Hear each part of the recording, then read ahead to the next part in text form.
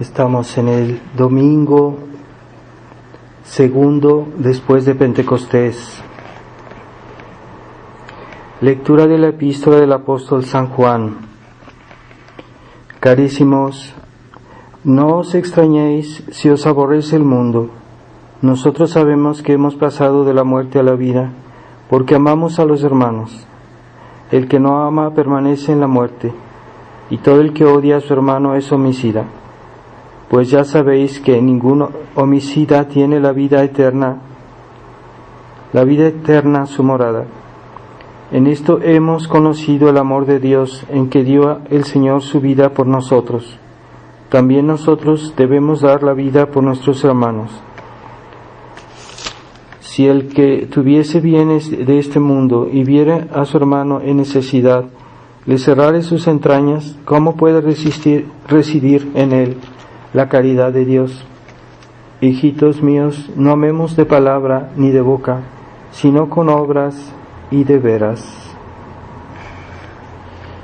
Continuación del Santo Evangelio según San Lucas. En aquel tiempo dijo Jesús a los fariseos esta parábola.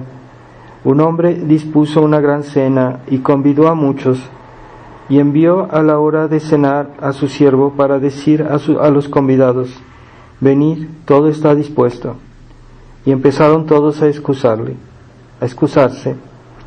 El primero dijo: he comprado una granja y necesito ir a verla. Ruégote que me des por excusado.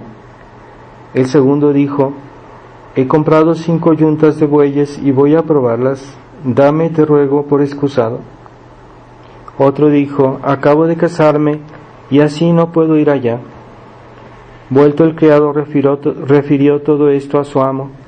Irritado entonces el padre de familias dijo a su criado: sal luego a las plazas y barrios de la ciudad y tráeme acá a los pobres, lisiados, ciegos y cojos. Dijo el criado: Señor, ya se ha hecho como mandaste, y aún sobra lugar. Respondióle el amo: sal a los caminos y cercados, y haz que entren para que se llene mi casa, pues os aseguro que ninguno de los que fueron convidados ha de probar mi cena.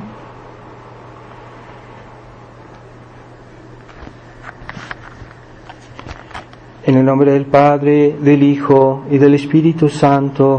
Amén. Ave María Purísima, sin pecado concebida.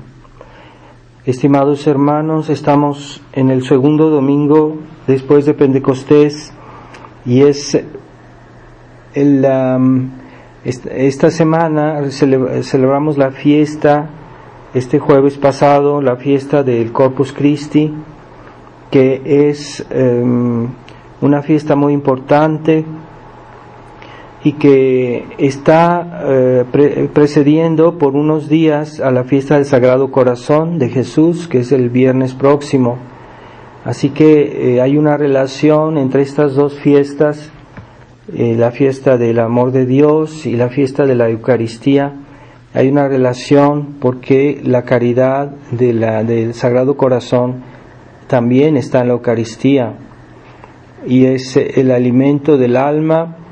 No es el cuerpo de Cristo, pero es en un espíritu de amor, de caridad, y eso tiene que ver con el Sagrado Corazón también. Entonces necesitamos tener ese amor que Jesucristo nos ha enseñado, no solo de palabra, sino también de obra. Entonces estas dos fiestas nos pueden ayudar mucho a comprender esta importancia de la caridad, ¿verdad? Como dice la epístola de hoy, que hay que tener caridad con el prójimo, pero se entiende que es una caridad basada en el amor a Dios, o sea, que amamos al prójimo por amor a Dios. No es el amor del prójimo naturalista que hoy está de moda y que todos que hablan de, pues sí, a veces gente que ama al prójimo, pero por motivos puramente humanos.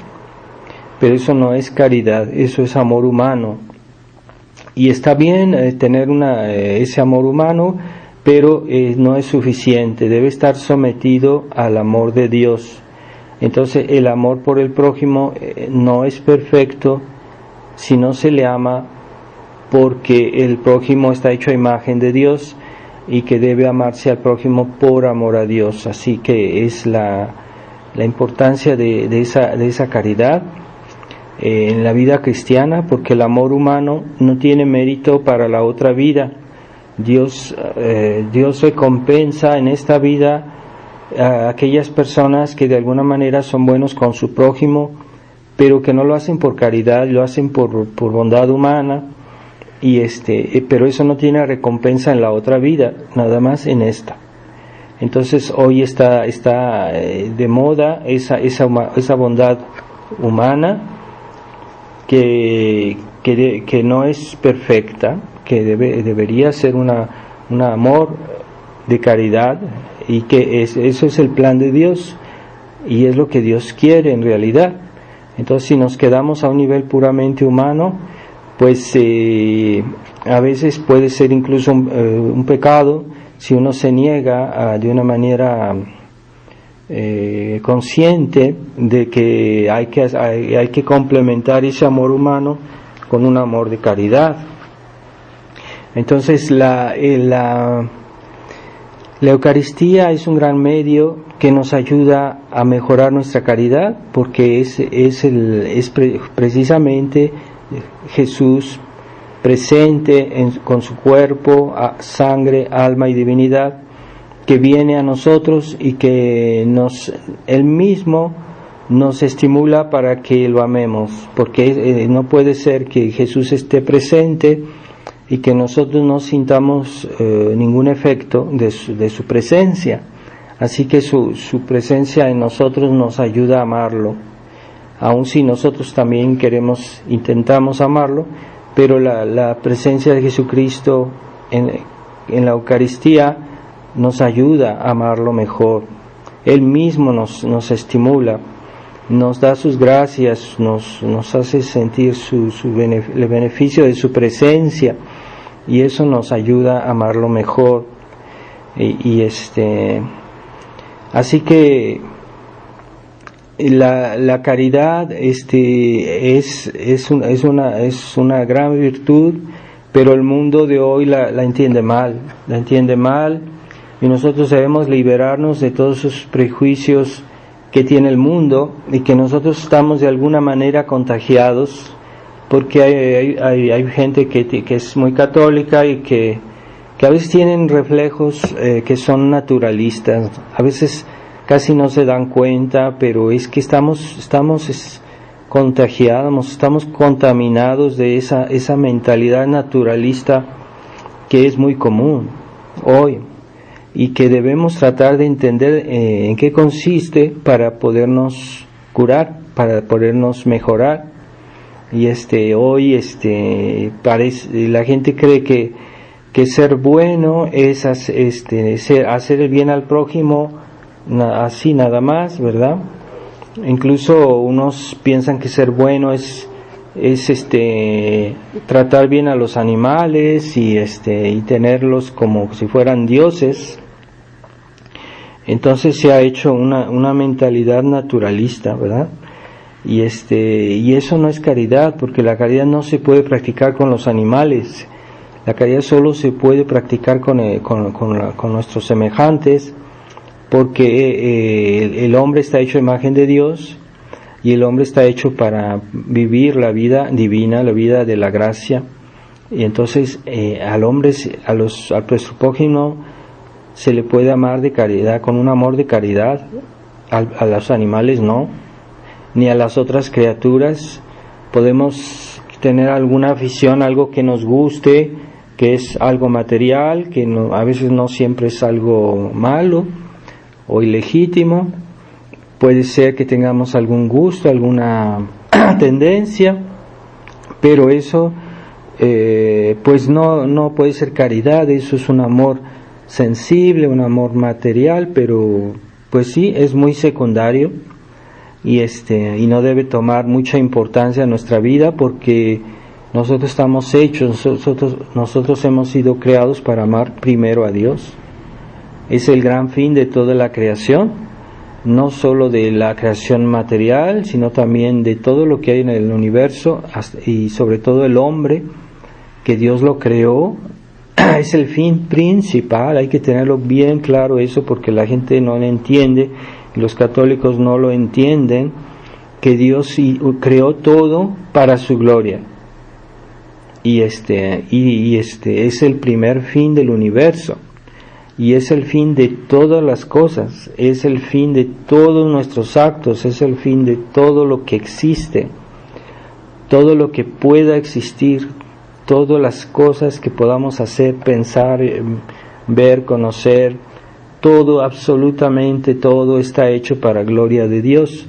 Y es por eso que el laicismo es una cosa muy mala, muy grave, porque se opone a que se le dé gloria a Dios en la sociedad o en la vida humana, y se separa la vida religiosa de la vida material, de la vida civil, de la vida individual, lo que fuera. Eso es un gran error, porque no es verdad.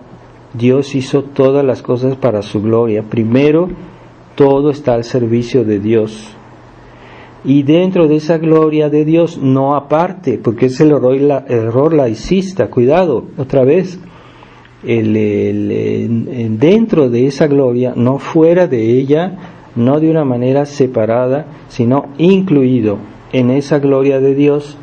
Debemos amar al prójimo y debemos buscar nuestro bien, pero no queda excluida la gloria de Dios, ni queda ni siquiera separada. Tengamos muy claro esto, porque ese es el error naturalista, ese es el error laicista. Entonces, aun si yo me lavo los dientes, aun si yo duermo, aun si yo hago cualquier obra humana, todo eso es para gloria de Dios. Y si yo le niego a Dios su gloria de una manera consciente, porque hay personas que no entienden bien todo esto, si yo lo hago a sabiendas, pues hago un pecado, si le niego a Dios su gloria. Por eso, cuando nos levantamos, debemos ofrecer a Dios el día, todas las acciones del día, no solo algunas, no, todas las acciones del día, que deben estar dentro del amor de Dios, dentro de su ley, dentro de su voluntad. Y eso es glorificar a Dios, porque nos estamos sometiendo a su voluntad, y es reconocer que es Dios, y es reconocer que Él es el dueño, el autor de todas las cosas, y debemos tratar de vivir esa realidad de una manera consciente, porque para dar gloria a Dios debemos aceptarlo, entonces es necesario tener conciencia de eso, ¿verdad? Entonces, ¿dónde está la gloria de Dios? Pues está en el alma, en la mente de los hombres. ¿Dónde está? Es cuando el hombre conoce y ama a Dios, está dando gloria a Dios. Eso no está en las piedras, eso no está en las plantas, eso no está en el mundo sensible. Eso está en el hombre. Ni los animales pueden dar una gloria a Dios perfecta, porque eso está en el hombre. Quiere decir que Dios hizo todas las cosas para que el hombre, conociendo estas cosas, dé gracias a Dios, se someta a Dios, siga su ley, y de esa manera Él da gloria a Dios. Y la gloria a Dios está en el hombre, no está en las criaturas. De ahí se ve la importancia que toda la creación está orientada al hombre, para que el hombre dé gloria a Dios. Entonces esa es la realidad. Todas las cosas están hechas para la gloria de Dios. ¿Dónde está la gloria de Dios? Está en la mente del hombre, no está en las criaturas. Las criaturas dan una cierta gloria a Dios porque siguen su ley, pero lo hacen inconscientemente. Por los animales por instinto, las cosas materiales porque están sujetas a esas leyes que Dios les impuso, pero no lo hacen conscientemente, no lo hacen voluntariamente. Entonces todas las cosas creadas están al servicio del hombre para que el hombre las redirija a Dios, y eso es dar gloria a Dios. Así que no es que el hombre sea el centro del universo de una manera absoluta, sino de una manera relativa. El hombre es por medio del hombre, toda la creación da gloria a Dios. Pero esa gloria está en las criaturas que son racionales, que tienen voluntad, que son capaces de amar, no los animales. Los animales siguen su instinto, y si tienen algún amor es un amor sensible que no entiende lo sobrenatural. Entonces incluso los animales están hechos para servicio del hombre, pero no es para que el hombre se apropie todo eso y se olvide de Dios. Entonces ese es el error laicista, ese es el error naturalista, que el hombre se quiere apropiar de la creación, que Dios la hizo para él, pero el hombre no quiere dar gloria a Dios, no quiere reconocer que todo eso está hecho para que él lo regrese a Dios, para que él le dé gloria a Dios. Y ahí está el error laicista. Entonces el hombre se vuelve como Dios porque no quiere agradecer a Dios todo lo que Dios le ha dado. Entonces es una grandísima la bondad divina, que nos da tantas cosas buenas para nuestro bien, pero nosotros debemos asumir todo eso para Dios. Entonces somos hijos de Dios, somos siervos de Dios y debemos regresar todo a Dios, ¿verdad? Dios no necesita estrictamente de nada de nuestro, pero por lo menos quiere que le demos gloria, que le agradezcamos, que le obedezcamos, que redirijamos todo eso a Él, a su servicio, y en su servicio nosotros encontramos nuestro mayor bien, el mejor bien posible, el mayor posible bien es cuando, para nosotros, es cuando hacemos la voluntad de Dios. Ahí está. Dios es tan bueno que ha unido su gloria al mismo tiempo que nuestro bien. Entonces lo que es más bueno para nosotros, de hecho, es servir a Dios. Y si nos alejamos de Dios y nos queremos posesionar de los bienes que Él nos ha dado de una manera egoísta, pues de eso surgen muchos males para nosotros. El primer mal es que ofendemos a Dios, pero también eso es nuestra desgracia. Entonces ese se llama pecado, eso se llama pecado. Y el pecado, la primera víctima del pecado pues somos nosotros nos hacemos daño cuando hacemos pecado, creyendo que vamos a ser más felices porque creemos poseer las cosas que Dios nos ha dado de una manera egoísta, sin dar gloria a Dios. Entonces esa es la realidad que debemos entender y que muchos católicos no entienden bien. Entonces ciertamente aun si no podemos todo el tiempo pensar en Dios, ya tenemos la intención de ofrecérselo todo, desde que el momento que en la mañana ofrecemos todas nuestras obras, aun si ya no pensamos de una manera directa en Dios, pero lo estamos haciendo por Él, porque virtualmente estamos esa intención. Entonces aun si no pensamos cuando estamos haciendo alguna cosa, cuando estamos trabajando, no pensamos directamente en Dios, pero de todos modos en nuestra intención inicial del día habíamos ofrecido todo eso. Así que todo eso es para gloria de Dios, aunque no en el momento no estemos pensando en Dios. Así que somos débiles, nuestra mente es débil, nuestra inteligencia es débil.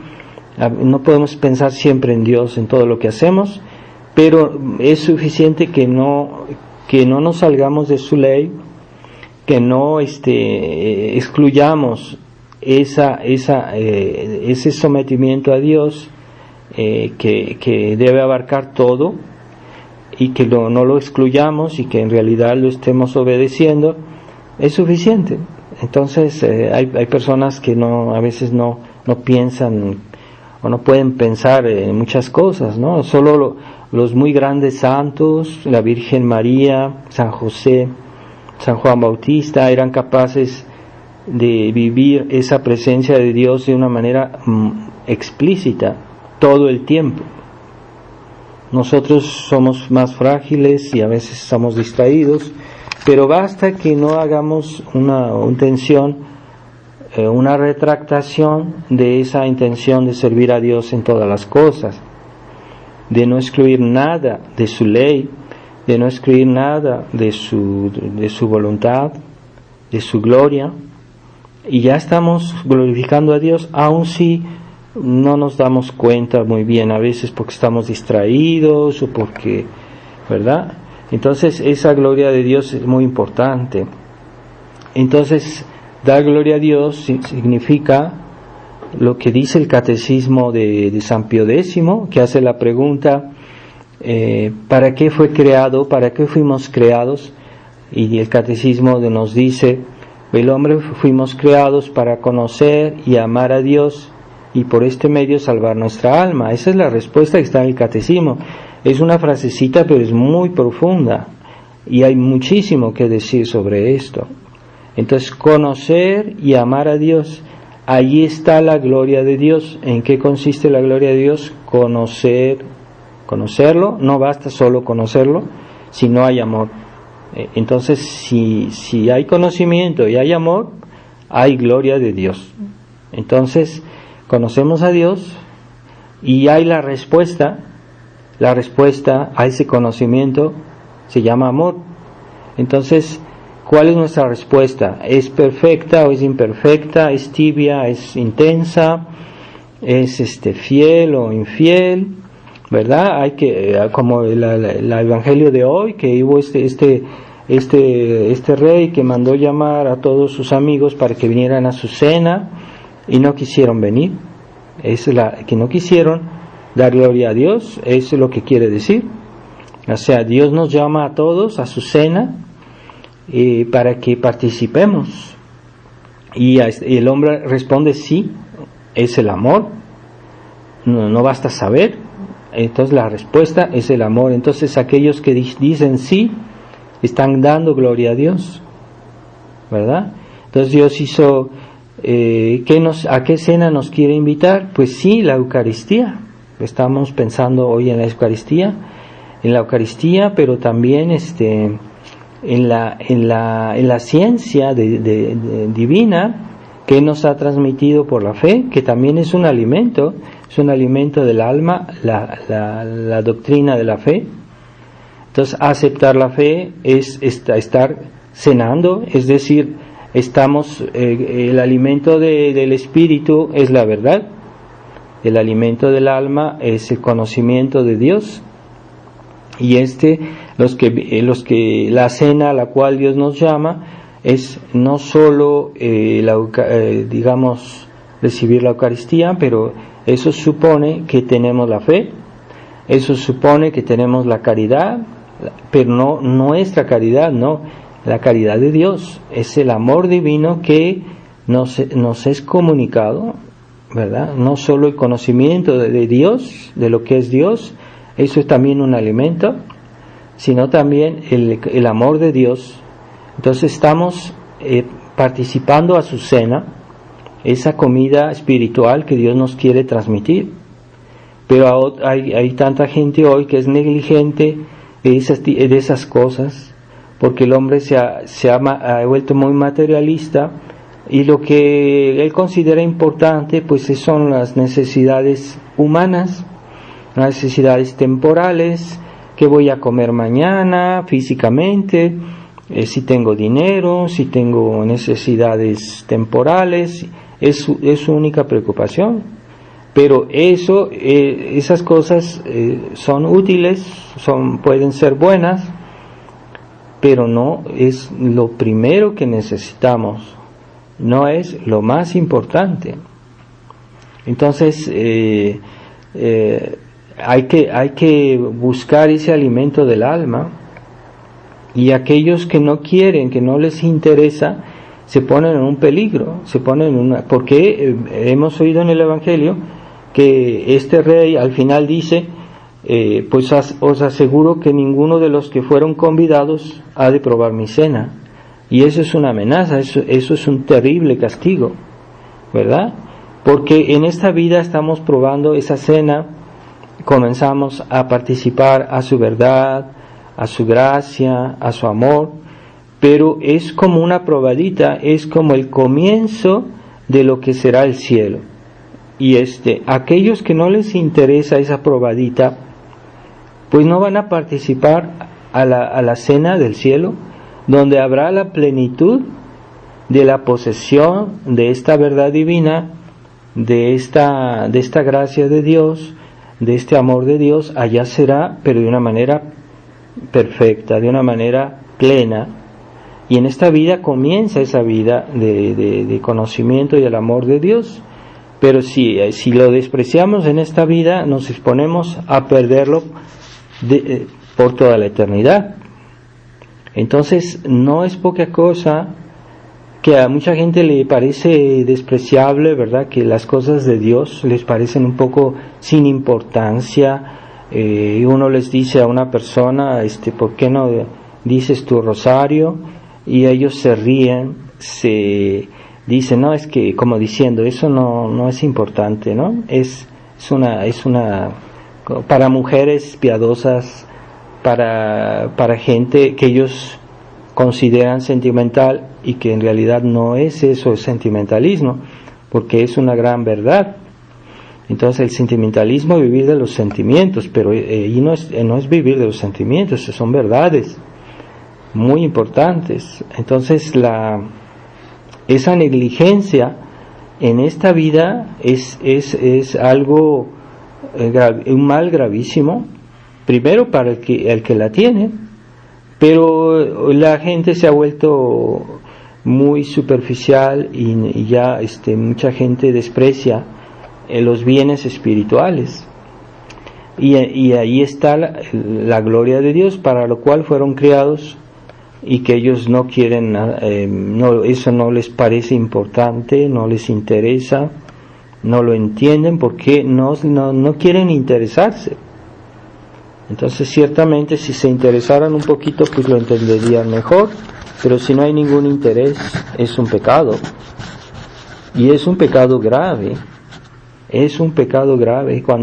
porque es de fe que Dios da a los hombres todas las gracias necesarias para salvarse, pero todos tienen la gracia de Dios, todos los hombres.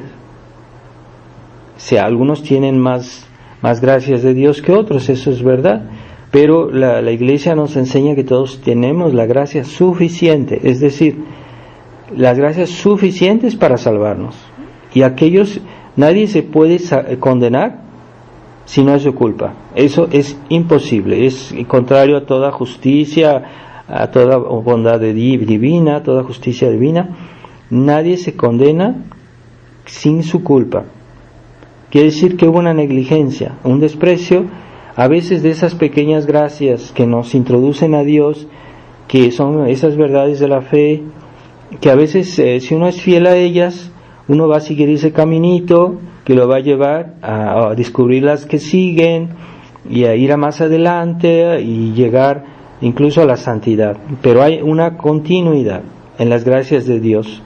Ciertamente a veces Dios no nos descubre toda su verdad de una manera instantánea. A veces Él nos da una probadita para que nosotros busquemos y sigamos esa fidelidad a las gracias de Dios, a la verdad de Dios, al amor de Dios, y de esa manera vamos a encontrar la verdad, toda la verdad. Y Santo Tomás llega al punto de decir que dice, si una persona está en una isla donde no hay nada, donde no hay sacerdotes, donde no hay nada, y que esa persona busca realmente la verdad, Dios no la va a abandonar, y que si fuera necesario le enviaría hasta un ángel para que la evangelizara, para que la ayudara. ¿Qué quiere decir? Que en realidad la gente hoy no se interesa de esas cosas por negligencia, por negligencia. Y eso es pecado. Y es no querer dar gloria a Dios. Dios no abandonará a un alma que busca la verdad. No es posible. Dios no la abandonará, no es posible. ¿Qué quiere decir? Que hoy la gente no le interesa la verdad. No le interesa la verdad divina, no le interesa. Eso lo considera como secundario. Y piensan en un Dios que es tan bueno que ellos consideran que se van a salvar porque Dios es bueno, pero sin hacer ni nada concreto. Sí, o que se conforman con una cierta bondad puramente natural y que no es suficiente, porque Dios nos pide más. Y todas las personas, aunque no tengan un sacerdote que les explique, que les ayude, tienen una probadita por lo menos de la gracia de Dios, porque todos tenemos la gracia suficiente, así que todos, sin excepción, tenemos la gracia suficiente para salvarnos. Entonces, el que quiere decir que hay gracias que son dadas a todos de una manera tal vez discreta o más sencilla, entonces que todos podemos salvarnos, todos. Y San Agustín, como decía en otra ocasión, San Agustín decía que el gran obstáculo a la difusión de la verdad es la soberbia de los hombres. Y dice que si no hubiera soberbia en el mundo se convertiría a la fe, a Dios, a la iglesia, en un 2x3. Que muy todo el mundo se volvería creyente, católico, aceptaría la religión, porque no pondría obstáculo a la gracia de Dios, a la verdad de Dios. ¿Qué quiere decir? Que hay mucha soberbia en el mundo, que toda esa sociedad laicista construida en los derechos del hombre, unos derechos sin Dios, claro, todo eso es soberbia, es un pecado muy grave, y que hay mucha gente que se pierde, muchísima, porque hay esa soberbia, que no quieren ceder, que no quieren aceptar la verdad, y que no quieren buscar la verdad, porque aunque Dios a veces nos da pequeñas verdades, si somos fieles a ellas, vamos a seguir ese caminito que lleva al cielo, que lleva a descubrir toda la verdad. Pero la gente hoy ama otras cosas, ama su comodidad. Por eso hoy la gente es ecumenista, porque todo se basa en la armonía entre los hombres, pero no en el respeto de la verdad. Entonces el ecumenismo es ser buenos humanamente hablando unos con otros, pero sacrificando la verdad, lo cual es un gran pecado, ¿verdad? Aunque hay personas así que ayudan a otros, que ayudan a los pobres y todo, pero lo hacen no por amor a Dios, lo hacen por puros motivos humanos. Puede ser eso, no quiere decir que se van a salvar por eso, pero como Dios es justo, a veces Dios recompensa en esta vida esa bondad natural, esa bondad humana. Dios la recompensa también, de alguna manera la recompensa, pero no con el cielo. Y los espíritus naturalistas no entienden eso, creen que es que yo soy bueno con los animales, entonces yo me voy a ir al cielo. Están errados, porque es una bondad natural. Están en una ilusión.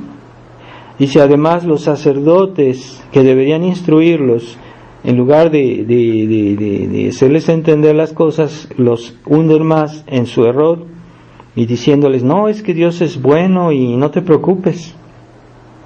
No, Dios es muy bueno, pero es que hay que aceptar su bondad, no parcialmente, su bondad totalmente, y en ese consiste el amor de caridad, que uno se somete no solo a la bondad de Dios, que nos manifiesta en sus obras de la creación, las obras materiales de la creación, sí, es cierto. Pero hay otras obras de Dios que manifiestan su bondad a un nivel sobrenatural y que también estamos obligados a aceptarlas, así que no podemos decir, es que yo acepto esto y no acepto aquello. No, debemos aceptar toda la voluntad de Dios, toda la obra de Dios. Entonces, si no, estamos en una ilusión y estamos ofendiendo a Dios, porque Dios, cuando Dios nos predican la fe, al mismo tiempo que tenemos conocimiento de las verdades de Dios, de las verdades del catecismo, de las verdades del Evangelio, al mismo tiempo Dios nos da gracias. Es que no es solo que las conocemos así, no, Dios las acompaña con su gracia. Quiere decir que una persona que escucha la verdad generalmente se debería reaccionar bien, debería aceptarla.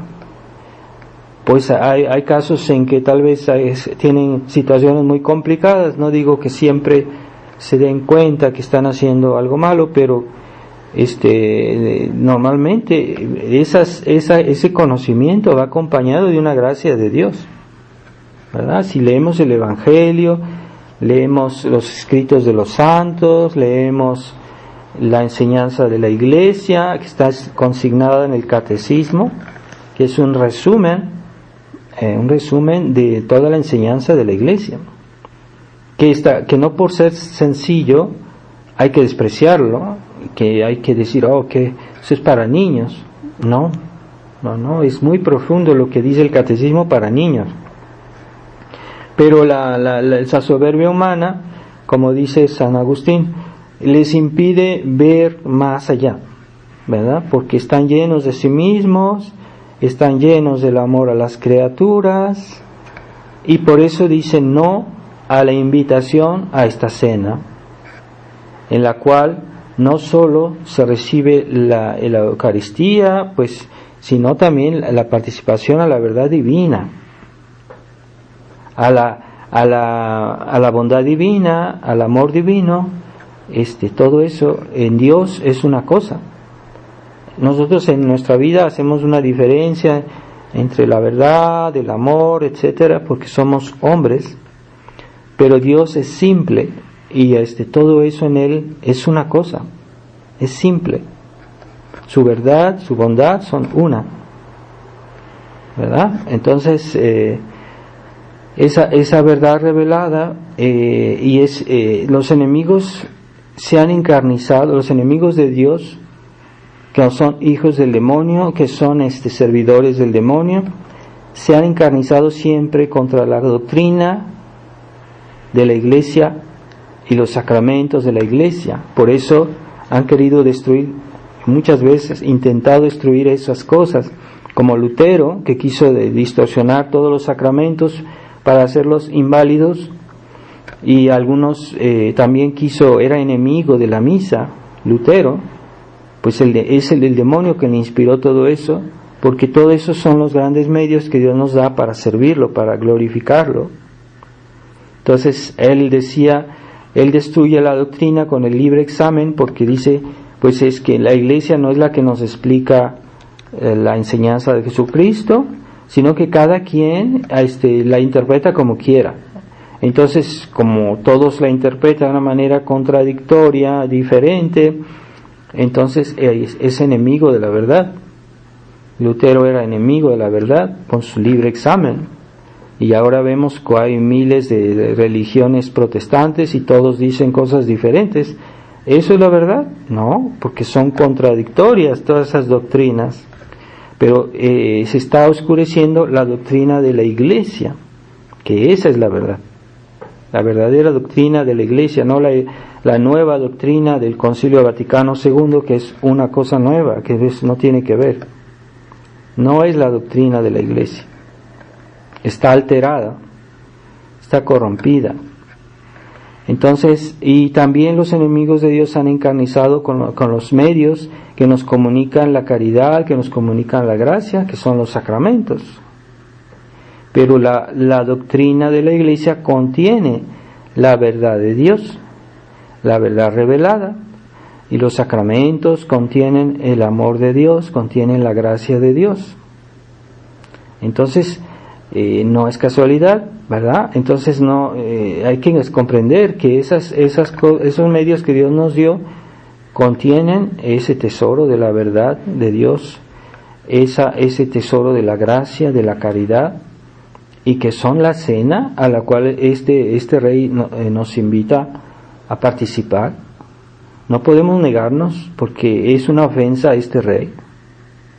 Entonces, y esa verdad revelada, ese amor revelado, pues ¿qué son? Sino que una probadita de lo que Dios es, porque Dios es la verdad eterna, la verdad divina. Entonces, eso que recibimos por la Iglesia, esa verdad, es una participación a esa verdad divina. Eso que es Dios, a lo que es Dios en sí mismo. Dios es la verdad. Y también ese amor que Dios nos hace participar en los sacramentos, en la misa, ese amor pues viene del amor divino que existe de toda la eternidad. Así que Jesucristo, el Verbo encarnado, es Dios. Pero ¿quién es el Verbo encarnado? Verbo quiere decir verdad. Es la expresión del Padre, es la imagen del Padre, es la verdad del Padre. Así que Jesucristo, el Verbo, el Hijo, es la verdad eterna, pero mucho más completa, mucho más perfecta que esas verdades que vemos en esta vida, que son verdades que son como reflejos, como pequeños reflejos de la verdad eterna. Así como el sol a veces vemos que hace reflejos. Por ejemplo, estamos viendo un paisaje y el sol se ven sus reflejos del sol en el agua, en las olas del mar. Son pequeños reflejos, pero todos esos reflejos son una participación a esa luz que está en el sol. Vienen de esa luz. Así que las verdades que hay en la tierra, que la Iglesia nos comunica, pues sí, son una manifestación del Verbo divino, Dios, en la segunda persona de la Trinidad. Y también el amor divino, pues también, ¿verdad? Es Dios, el Espíritu Santo es el amor entre el Padre y el Hijo, es un amor eterno y es el amor infinito. Y eso existe antes que la creación. Entonces, que nosotros tengamos caridad, de hecho, es una participación a esa caridad eterna, es como una probadita para nosotros, ¿verdad? Entonces, y cuando comulgamos, estamos uniéndonos al Verbo encarnado que viene a nosotros y que nos hace participar de sus riquezas.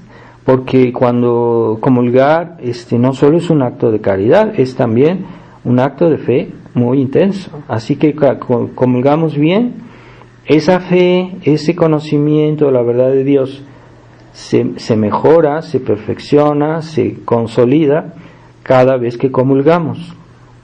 Entonces, no es solo el hecho de ir a comulgar y ya. Tengamos presente que hay algo que pasa en nuestra alma cada vez que comulgamos.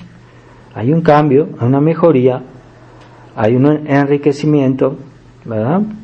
Sí, a condición que estemos en estado de gracia, que no hayamos hecho un pecado grave, que si lo hicimos, pues que nos hayamos confesado. Entonces recibiremos los beneficios de la Eucaristía, ¿verdad? Como decía Santo Tomás en el oficio de Corpus, en el jueves de la fiesta de la Eucaristía, decía que algunos reciben la hostia, pero no todos tienen los mismos efectos, porque algunos si lo reciben en gracia de Dios, pues es vida para ellos, pero para los que son malos y que comulgan mal y que reciben en pecado mortal la Eucaristía, pues en lugar de hacerse mejores se hacen peores, porque es un pecado muy grave. Entonces esa es la riqueza de la Eucaristía. Así que Jesús quiere estar presente entre nosotros, y es para que podamos recibirlos. Es nuestra cena, es nuestro alimento, nuestra riqueza, pero no lo dejemos solo. Entonces hoy hay muchas personas que no pueden asistir a la misa, porque hoy con esta crisis, esta carestía de sacerdotes, que por eso hay que cuidar a los sacerdotes, hay que ayudarlos, porque hay muy pocos, y los más que se ven más afectados por la ausencia de sacerdotes son los mismos fieles, ¿verdad? Entonces hay fieles muy egoístas que no ayudan a los sacerdotes, porque no consideran que los fieles son el centro. No, el centro de nuestra religión no son los fieles, es Dios. Y los fieles, sí, Dios quiere salvarlos, pero están en segundo lugar. No son el centro de la religión, no son lo más importante, ¿no? Y en esta crisis es más importante reconstruir la iglesia, porque es el futuro también de los fieles. Entonces, si se acaban los sacerdotes, ya no va a haber quien les dé los sacramentos. Entonces, incluso para los fieles es muy importante el apostolado de las vocaciones, y de pedir a Dios y ayudar para que se hagan seminarios, para construir seminarios. Pero hay personas que creen que nuestra religión está orientada al bien solo de los católicos, y no, estamos primero al servicio de Dios, y a condición de que hagamos su voluntad, que lo glorifiquemos, a condición de eso podemos salvarnos, podemos recibir su gracia, sus dones, sus bendiciones. Pero hay condiciones, debemos glorificar a Dios antes. Entonces hoy piensan que Dios está al servicio del hombre. Esa es la mentalidad que se ha inculcado en las iglesias modernistas, y no, el hombre está al servicio de Dios, pero Dios, por pura bondad, sin ninguna obligación, nos da muchas cosas buenas. Y no es que Él no esté a nuestro servicio, sino que lo hace porque nos quiere, porque nos ama. Entonces no hay que perder la proporción de las cosas, ni el sentido de las cosas, porque en realidad Él es el que tiene todos los derechos. Y entonces, pero las personas que no pueden recibir la Eucaristía, el sacramento de la Eucaristía, pueden por lo menos hacer la comunión espiritual, y no hay que minimizar la importancia de la comunión espiritual, porque hoy muchas personas que no pueden asistir a misa pueden por lo menos hacer la comunión espiritual. Entonces en la Escritura se nos dice que nadie se puede salvar sin el bautismo, pero la Iglesia nos explica eso y nos dice que hay también el bautismo de deseo, es decir, las personas que no pueden por alguna razón recibir el bautismo, que se han convertido pero que no tienen quien la bautice, tienen el bautismo de deseo, y que es suficiente para salvarse, ¿verdad? Entonces ese bautismo de deseo puede ser también el bautismo de sangre, como hay en la historia muchos santos que no fueron bautizados y fueron mártires, pero ellos ya tenían la intención de convertirse, ya tenían la fe, no estaban bautizados, pero tenían el deseo de bautizarse, y murieron mártires. Pues es el bautismo de sangre, que se dice, que también permite que ellos sean justificados y que puedan ir al cielo. Entonces ese bautismo de deseo es muy importante, ese deseo de tener el bautismo, para que uno pueda participar al bautismo, para poder salvarse. Y entonces la Iglesia nos dice que puede ser suficiente para salvarse tener el bautismo de deseo, porque hay en Estados Unidos los que llaman feneístas que niegan eso, que dicen que solo se pueden salvar con los que tienen el bautismo físico, que se hace cuando el sacerdote bautiza. Entonces eso es un error, y que fue prohibido por el Papa Pío XII, el feneísmo. Pero así como a veces no se puede recibir físicamente el bautismo, también a veces no se puede recibir físicamente la Eucaristía, porque no se puede. Hoy estamos en una crisis tremenda y cada vez con estos gobiernos mundialistas nos quieren limitar los viajes, nos hacen prohibiciones y todo eso. Entonces se impone la importancia de la comunión espiritual. Es decir, cuando uno no puede ir a misa y ofrece su rosario en unión a una misa que esté siendo dicha en algún lugar, dice su rosario y al final del rosario hace la comunión espiritual, que es una pequeña oración que está en los libros de oraciones, o él la puede formular de una manera sencilla, diciendo a Dios: Dios mío, ya que no te puedo recibir físicamente en la Eucaristía, por lo menos ven a mí de una manera espiritual. Y eso es una comunión espiritual. Entonces personas pueden recibir gracias de Dios muy señaladas en acuerdo a la devoción y a la fe que tengan, ¿verdad? Porque todo es siempre así.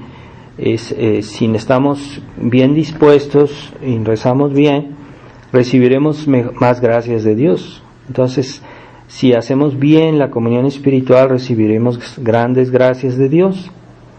Y pues en la situación crítica en la cual vive el mundo, muchas personas no pueden recibir la comunión físicamente, pero la pueden recibir todos los días, hacer su comunión espiritual. Y yo pienso que también esto puede valer para los que hacen los primeros sábados de la Virgen de Fátima, la devoción de los primeros sábados que exige la confesión y la comunión.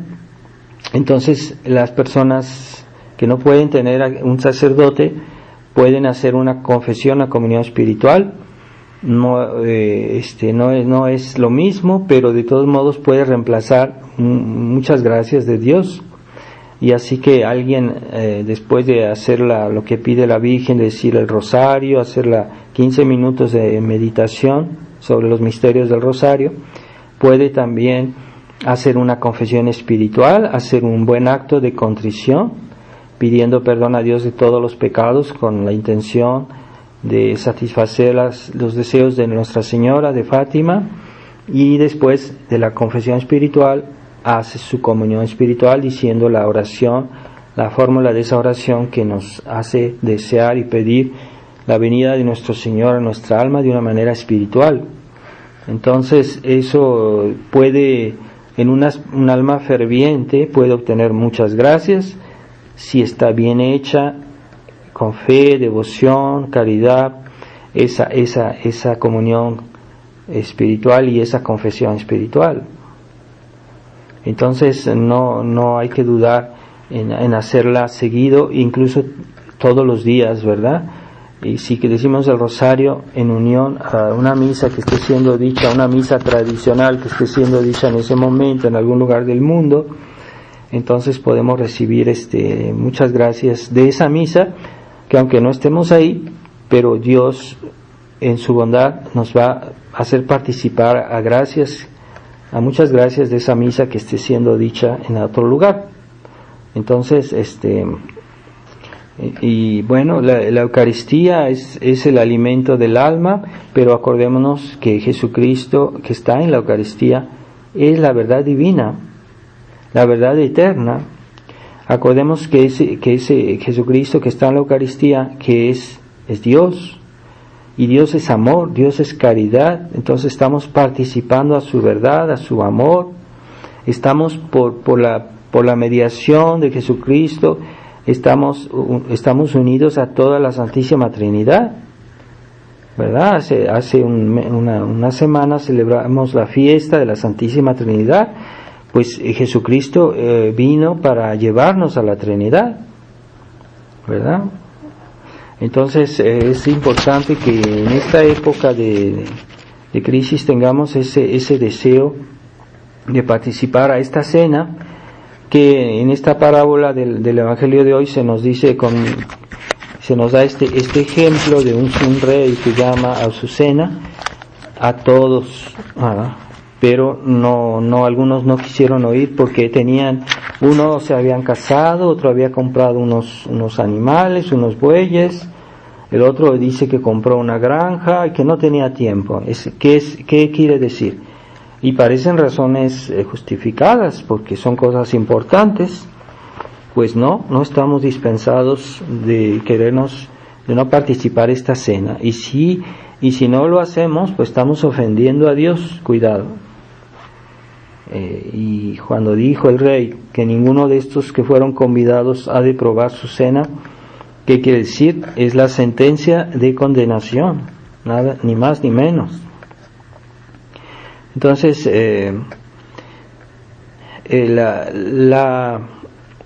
esa deseo de la verdad divina, del amor divino, no es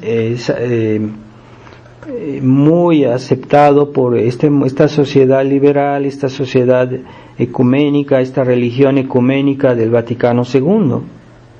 Y es eso que debemos protegernos de ese espíritu, porque eso viene a corromper la idea que tenemos de lo que es la verdad, de lo que es la bondad de Dios, y les da otro sentido, y finalmente creemos que estamos adorando a Dios y estamos adorando al demonio, ¿verdad? Porque aquellas personas que no aceptan la verdad de Dios como Dios la propone, entonces están en el error. Y la herejía es un error, y la herejía es una gran ofensa a Dios. El pecado de herejía es una cosa gravísima, y los herejes pretenden tener la verdad, pero no es la verdad de Dios, no es la verdad de la fe. Está pervertida, está corrompida, está deformada. Así que debemos tener mucho cuidado a que nuestra fe no esté deformada.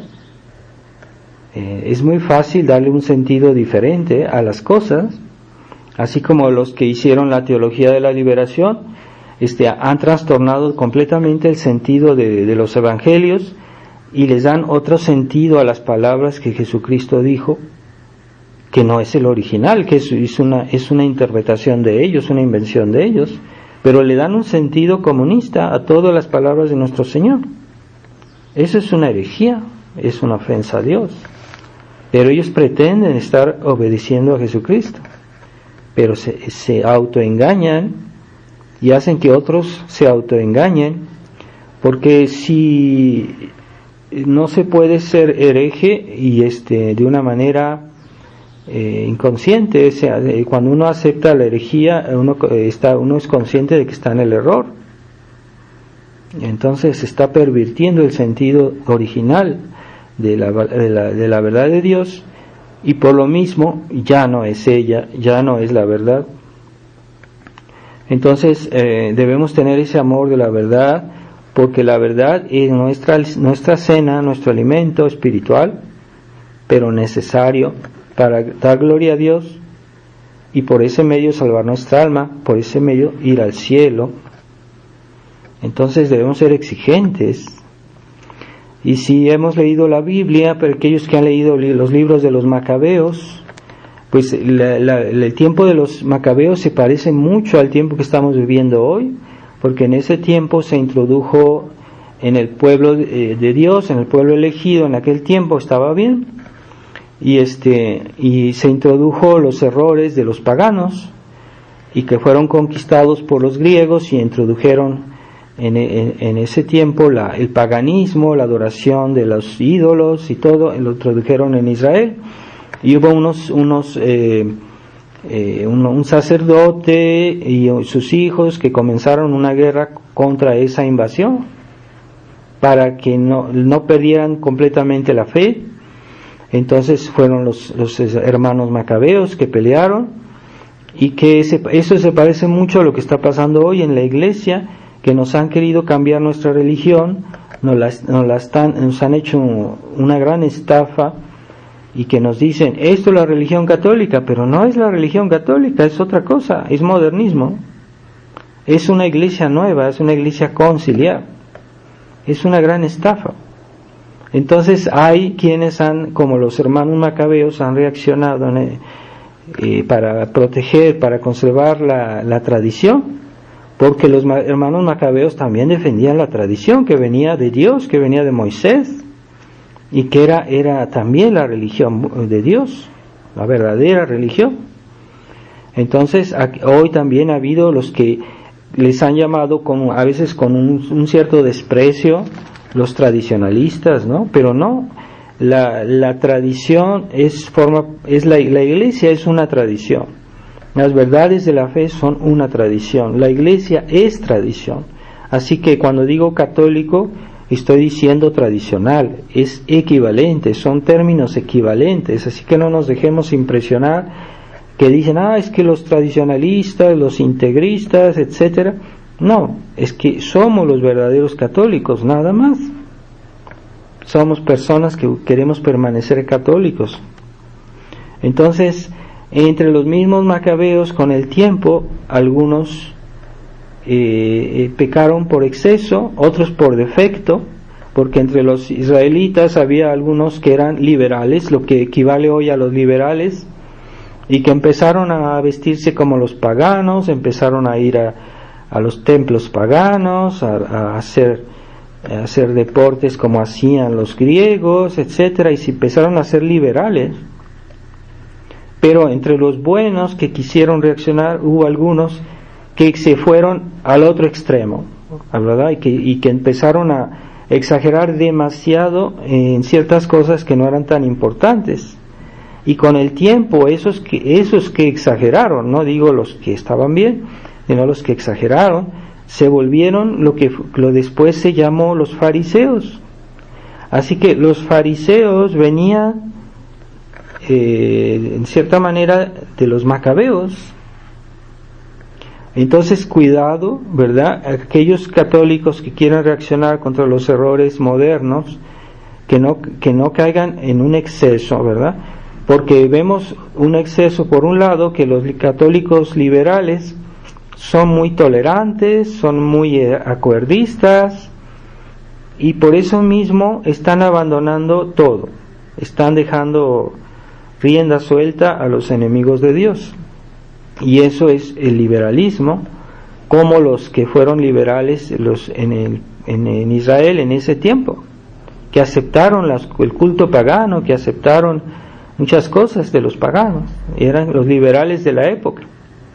Entonces hoy hay también dos posibles excesos: un celo malentendido, como los celotes, los fariseos, que también exageran demasiado y que caen en excesos, por ejemplo, que caen en el sedevacantismo, que caen en una severidad que es excesiva. Puede pasar, no digo que todos sean así, pero eso puede tener malas consecuencias. Por eso Monseñor Lefebvre a mí me lo dijo, a mí personalmente, yo hablé con él. Yo iba, cuando estaba en el seminario de Con, yo iba muchas veces a platicar con él, y él me dijo a mí que cuidado con los sedevacantistas, que no había que colaborar con ellos, que eso es peligroso porque puede conducir con el tiempo a un espíritu cismático. Y Monseñor Lefebvre siempre lo dijo, no es un secreto, lo dijo en muchos de sus sermones. Entonces, el peligro del espíritu cismático, y eso es malo, se puede caer un cierto fariseísmo, y eso es malo, y hay que evitar ese exceso, ¿verdad? Entonces no nos volvamos así como lo que pasó con algunos, no todos, con algunos de los macabeos que se volvieron fariseos, y que fueron ellos que también persiguieron a Jesús, ¿verdad? Entonces, el celo malentendido también es malo, pero hay un celo que es bueno. ¿Y en qué se reconoce un exceso. ¿Cuál es el criterio para que yo conozca que una persona está bien y que una persona está cayendo en un exceso, o que otra persona está cayendo en el exceso opuesto? ¿Verdad? Los liberales o los fariseos. ¿Y quién está bien? El que no está, ni es liberal ni es fariseo, pero que está en el justo medio, en la verdad. Pues eso es la verdad. El criterio para saber que estamos bien no es la manera de lo que hacemos, no es nuestra ciertas cosas, sino que es la verdad. Tenemos ese amor de la verdad. Hay que tomar la verdad tal cual. No hay que exagerar, no hay que hacer tampoco liberales y no tomar bien toda la verdad. Hay que tener celo por la verdad, pero no es el falso celo. Entonces los liberales, aquellos que están bien, dicen: no, ustedes son excesivos, ustedes son fariseos. Y no es cierto, porque estamos en la verdad.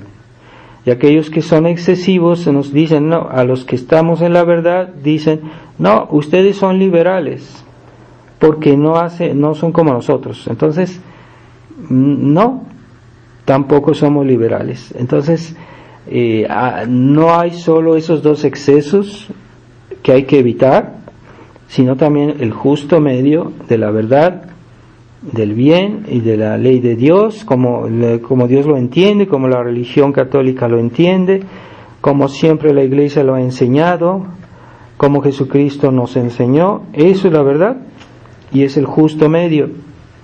Pero no nos dejemos llevar al exceso.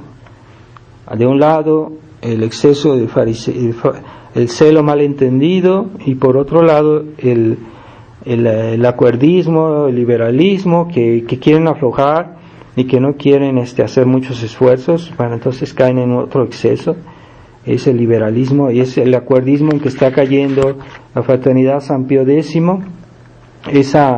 Esa tolerancia, decir no, esa imprudencia que es mala, que cuando uno cree que uno puede hacer todo y se pone uno en situación que no place a Dios, y es una imprudencia que es mala, que hay que evitar. No podemos colaborar con los que están destruyendo la fe, debemos alejarnos de ellos hasta que Dios no quiera poner solución a esta crisis que estamos viendo en la Iglesia.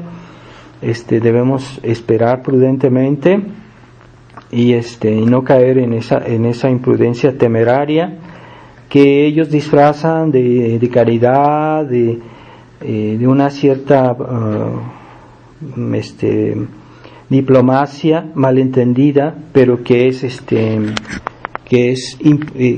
imprudente y es temeraria incluso, y que está dando frutos, que ya está cada vez más invadiendo a la Fraternidad San Pío X, el espíritu liberal, el espíritu de este mundo, que han aceptado muchas cosas que hoy promueven los mundialistas, y ya están abriendo las puertas cada vez más, porque metieron el dedo en el engranaje en un punto en que no deberían haberlo hecho.